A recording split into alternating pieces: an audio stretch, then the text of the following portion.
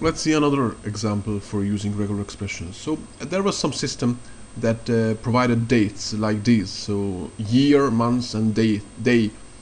And because they were sending in the one-digit months and day, and then when it's November, then it would be 2 digits, 11. So for some reason, and I really don't remember what was the story, I wanted this format, to always have this format, so always have 2 digits, both for months and for day.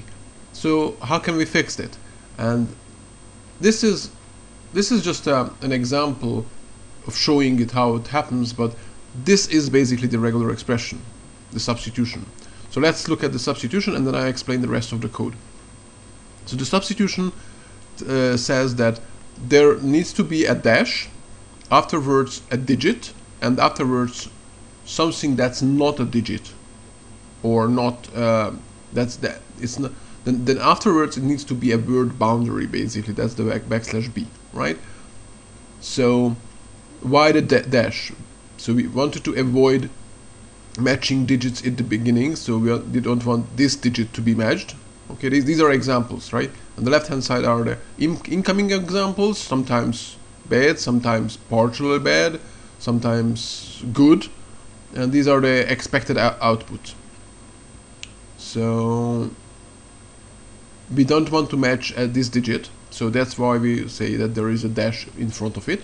And then on the other hand, we want to make sure that after the minus dash there is no other digits. So if there is a minus dash and there is another digit, then we don't want to match.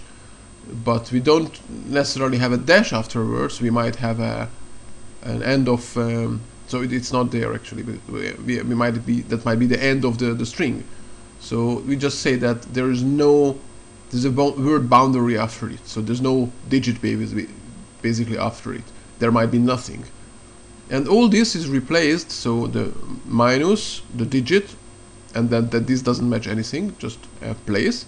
This is replaced by by a dash, so leaving the dash there, a 0, and then the digit. So when there's a single digit, we'll just replace it with a 0 and the digit.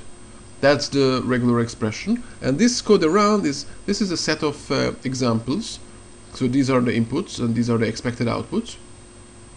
We go over the dates. We fetch all the keys, and we actually sort them just so they will be constantly the same order when we look at this. So $in is always one of the inputs.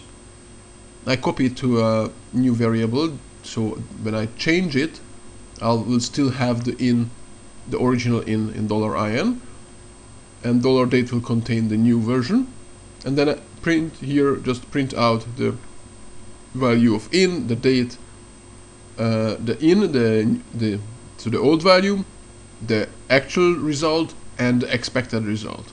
And this is a really nice way actually to try your code, and if you're looking at testing later on, you'll see that it's quite similar to this, except we're not printing then the results out. So this is how the results look. So you have the old and the new and the expected, and at the beginning when I started to write, obviously they weren't all right. I had to figure out exactly how I need to put the dash and so on.